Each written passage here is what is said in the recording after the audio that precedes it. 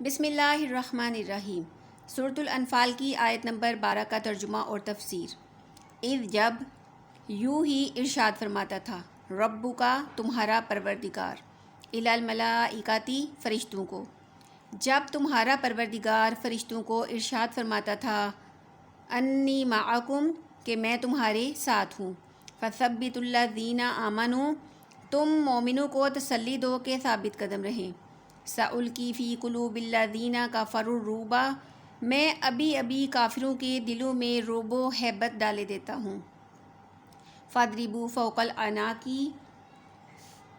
تو ان کے سر مار کر اڑا دو، واضربوا منہم کل بنان اور ان کا پور پور مار کر توڑ دو۔ آیت نمبر 12 کی تفسیر۔ اللہ تعالیٰ نے بدر کے میدان میں مسلمانوں کی جو مدد فرمائی تھی، اس آیت مبارکہ یعنی آیت نمبر 12 میں اس مدد کا ذکر کیا گیا ہے۔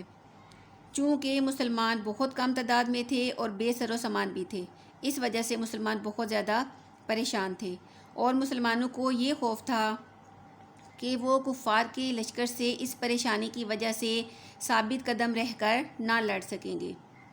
مومنوں کی اس پریشانی کو دور کرنے کے لیے اللہ تعالیٰ نے غیب سے مسلمانوں کی مدد فرمائی، اور اس کے ساتھ ہی فرشتوں کے ذریعے سے مسلمانوں کو اس بات کی خوشخبری بھی سنائی اور حکم بھی دیا کہ اب تم بے فکر ہو کر کفار سے جنگ کرو اور ان کا مقابلہ کرو اور ان کو مکمل طور پر تباہ و برباد کر دو۔ اس وقت وہ زیادہ طاقت رکھنے کے باوجود تم سے ڈرے ہوئے ہیں، کیونکہ مسلمانوں کو اللہ تعالیٰ کی مدد بھی حاصل تھی۔